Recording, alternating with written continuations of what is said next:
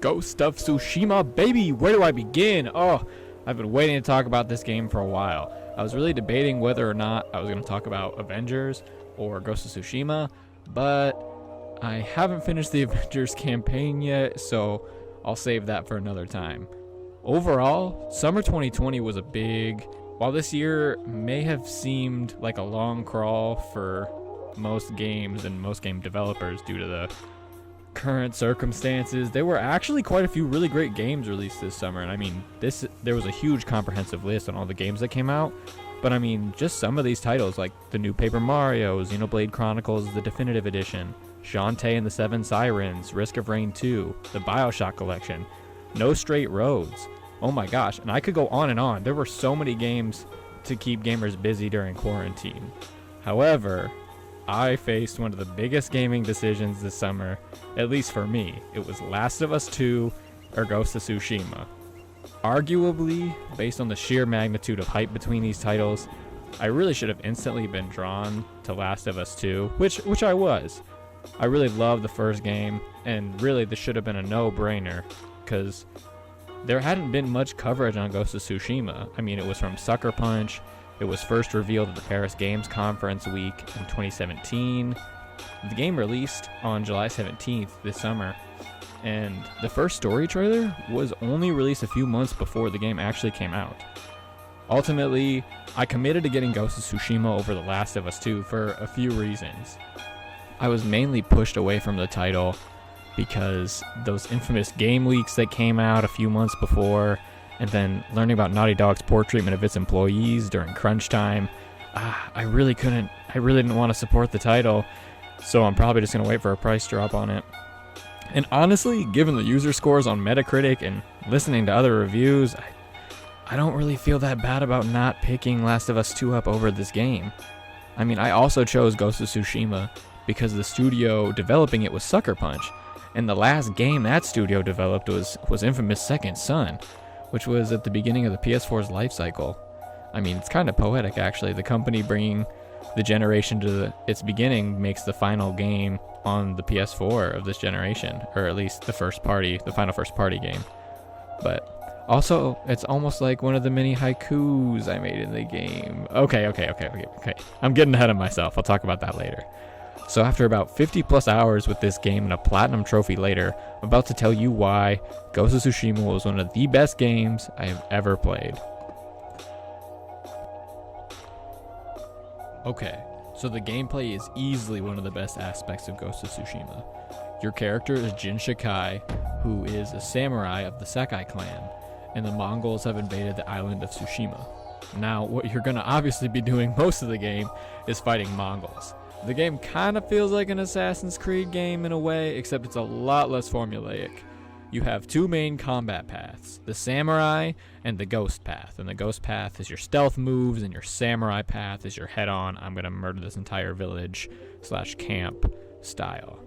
Your samurai path is for players who want to take a straightforward one-man army approach, and your ghost path is for players, who want to dispatch their enemies quietly with a variety of various tools and gadgets. Either path feels really great, and I found myself usually performing a hybrid of both stealth and head-on combat, but there are three main kind of upgrade paths. You've got your general evasiveness and parry moves, which give you upgrades like a dodge roll. You get some extra parry combos, and then you get your ghost weapons upgrade path, which upgrades your kunai, your bombs, it'll upgrade your bow, things like that.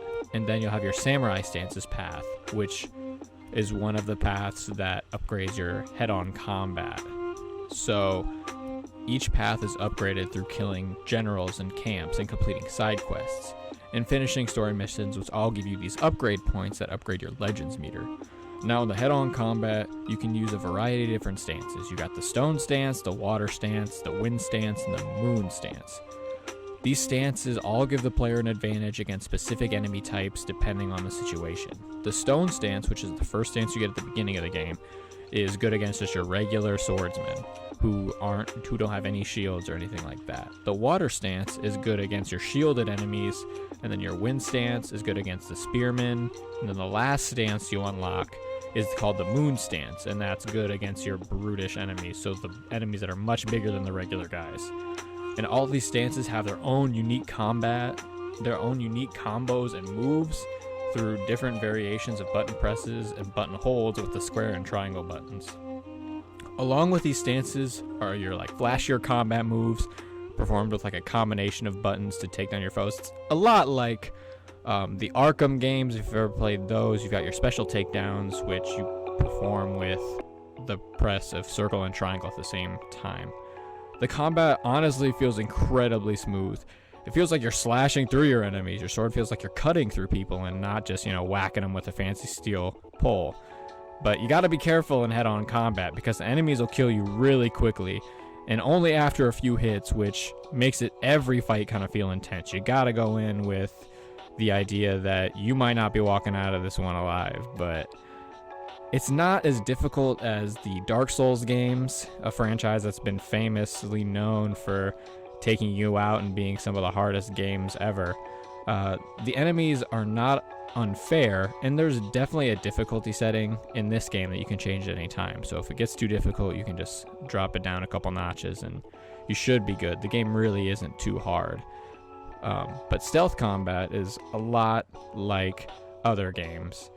So you use the crouch and bushes technique to not be seen by your enemies. You've got your, detective or ninja vision in this case, and you can locate enemies and pick them off one by one with the various tools you collect in the ghost path.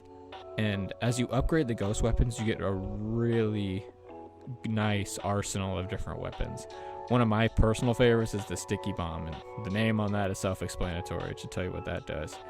But you also get a lot of long distance weapons like the infamous kunai, and then you also get, the classic bow and arrow.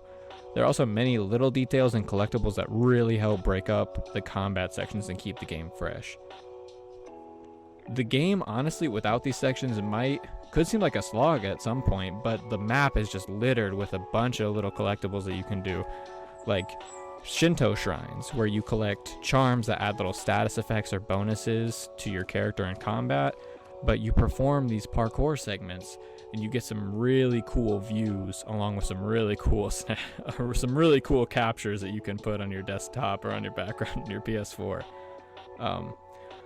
You can also increase your charm number by going to fox dens. You'll follow a little fox to a Inari shrine and you'll unlock either increased space for more charms for your katana, or you actually get some extra charms as you collect more of them.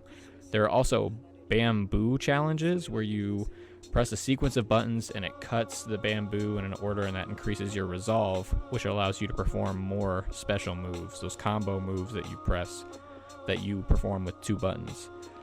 You can also go to hot springs that increase your health and allow you to calmly reflect on either the characters themselves or just there's just some really random funny stuff in these hot spring internal monologue conversations that Jin has with himself. They're really neat.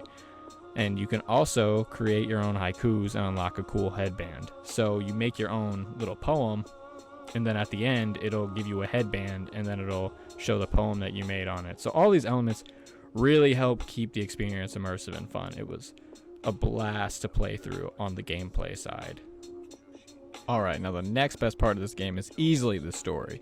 It's 1274 and the Mongols have invaded the Japanese island of Tsushima, led by none other than the grandson of the great Genghis Khan. I am Khotan, cousin of Kublai, grandson of Genghis. We'll just ignore the fact that the katana was invented in the year 1400, which was long after the event of the Tsushima Island invasion, but you're clearly using a katana as this character, so obviously this event, at least the characters in this story, are fictitious, but I don't know who on the team thought that just putting katanas in there would be historically accurate. I mean, they did say that this was a power fantasy game, or at least the director of the game did. So it's not 100% historically accurate. But anyways, it's up to you, Jin Sakai, and the samurai of Tsushima to defeat the threatening foe. But there's a catch. Khan knows you're a samurai. He understands the code and combat ethics the samurais use, and he will use it against you. Khan swiftly defeats and kills most of the samurai in the opening invasion and captures your uncle, Lord Shimura. Luckily, Jin himself is saved by a woman, Yuna, who gets you back into fighting shape after getting injured during the first initial battle. You're a thief. When I need something, I take it. Like my katana. I traded it for food and medicine. You what? Don't worry. We'll find the buyer. Get your sword back. So ultimately, Khan is the jerk, and you spend most of the game liberating the island and bringing an end to his invasion. While it seems cut and dry on the surface, the story is actually quite good. Jin struggles with upholding his honor and killing in the shadows, and it creates this like unique dynamic between the player and the gameplay. Now, part of it can kind of be, underplayed if you play a lot more head-on combat. It's like, well, why am I being called dishonorable? I've been playing head-on combat the entire game. So I wish there was a system that would tell if you were fighting honorably or you were fighting in ghost style, and that changed how the game ended, which they easily could have done, especially from Sucker Punch, who made the infamous games that had a karma system that changed the game if you were either acting as a hero or a villain. But regardless, Jin has this internal struggle with upholding his honor, but he does not want to watch the people of his homeland being slaughtered. And after liberating more and more of the island and breaking his code, Jin gains notoriety and his title of the Ghost, which really does create some awesome moments of tension between your character and then Lord Shimura once you free him. But there's some more sections that they added in for little details where Jin flashes back to stuff that his uncle had said to him in terms of not acting dishonorably. So for example, when you kill your first enemy with a stealth kill, it'll flash back to Lord Shimura and it'll be like, now, Sakai, remember, we do not kill in the shadows, or something like that. So little details like that were really cool. And when you use ghost weapons for the first time, it'll have little flashback moments like that, which were really, really cool. It kind of helps settle in this idea that Jin, his uncle's opinion is really important to Jin, or how he's viewed by his uncle, and how he upholds his honor. It's really cool. It's really unique. But there's a great cast of characters that you can really get attached to throughout the main campaign, and by playing character-specific side quests, which could be anywhere from 3 to 9 missions for each character, and they have their own little specific story arc. So the missions are broken up into the main story missions. You've got your character-specific side quests. They're just general side quests, like helping a local villager or protecting local innkeepers from Mongol raiders. And then there's mythic tales, which unlock your really cool special techniques or your special items that have some really cool status effects in battle. They're awesome. All the mythic effects are worth it, and there are these really cool segments that they're like painted art cutscenes. They're really cool. And by the guidance of the wind, literally, the wind guides you to wherever you want to go with a simple upward swipe on the touchpad, which has been the best use of the touchpad since the beginning of the PlayStation, essentially. And there are even yellow birds that fly next to your character that indicate that there's a mission nearby. So that's really neat too. If you follow them, they'll lead you to a mission or a special item or a new cosmetic, everything like that. It's awesome. It really keeps you immersed in the world. But I highly recommend playing all of these side quests, because I actually ended up completing all of those before I finished the final mission of the game, before you kill Khotan Khan. I don't know why I couldn't remember that. Before you kill Khotan Khan, and it really helps you learn about all the characters that you're fighting with, and really kind of brings everything all together and makes it more intense at the end. But all these characters that you meet are really brought by the sense of loss during this horrible invasion. You really kind of feel that throughout the entirety of the game, which really helps hit home the story. Like Lady Masako, who's a wife seeking revenge for the loss of her husband, and her sons, who were all samurai who died at the very first battle, and you actually go back to the original battle site and you find out how her sons were killed. Oh, it's just brutal.